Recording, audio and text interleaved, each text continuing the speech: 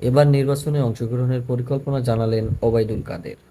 আওয়ামী লীগের সাধারণ সম্পাদক ওবায়দুল কাদের বলেন, আওয়ামী লীগ নির্বাচনে অংশ নেবে কিনা এবং শেখ হাসিনা কবে দেশে ফিরবেন এসব বিষয় নিয়ে দলের কাছে স্পষ্ট পরিকল্পনা আছে।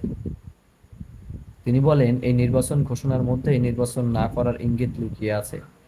আওয়ামী লীগকে বাদ দিয়ে বাংলাদেশে কোনো গ্রহণযোগ্য নির্বাচন হতে পারে না। দেশের ৪৫% বেশি মানুষ আওয়ামী লীগের সমর্থক। এত বড় জনগোষ্ঠীকে উপেক্ষা করে কোনো নির্বাচন সম্ভব নয়।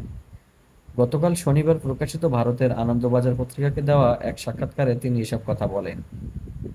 এর আগে জাতীয় নির্বাচন ২০২৬ সালের এপ্রিল অনুষ্ঠিত হবে বলে ঘোষণা দিয়েছেন অন্তর্বর্তীকালীন সরকারের প্রধান উপদেষ্টা ডক্টর মোহাম্মদ ইউনূস।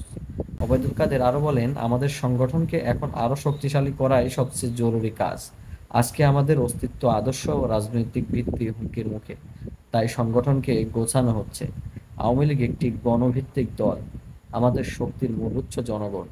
এছাড়া জামায়াতে ইসলামীর সাম্প্রতিক ঘোষণার সঙ্গে ডক্টর ইউনূসের নির্বাচনের সময়সূচি মিলে যাওয়া প্রসঙ্গে তিনি বলেন, ডক্টর ইউনূসের ক্ষমতার প্রধান উৎস হচ্ছে মৌলবাদী ও উগ্র সাম্প্রদায়িক গোষ্ঠী।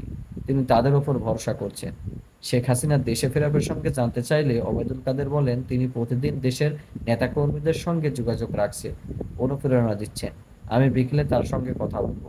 আল্লাহর রহমতে তিনি সুস্থ আছেন। তিনি আরো বলেন, শেখ হাসিনা আগেও বলেছেন দেশের জন্য তিনি ফিরবেন এবং যারা তার বিরুদ্ধে ষড়যন্ত্র করেছে তাদের শাস্তি হবে। তবে তিনি কবে ফিরবেন তা এখনো বলা যাচ্ছে না। সবকিছু নির্ভর করছে দেশের রাজনৈতিক পরিস্থিতি, জনগণের মনোভাব এবং আন্তর্জাতিক পরিবেশের উপরে।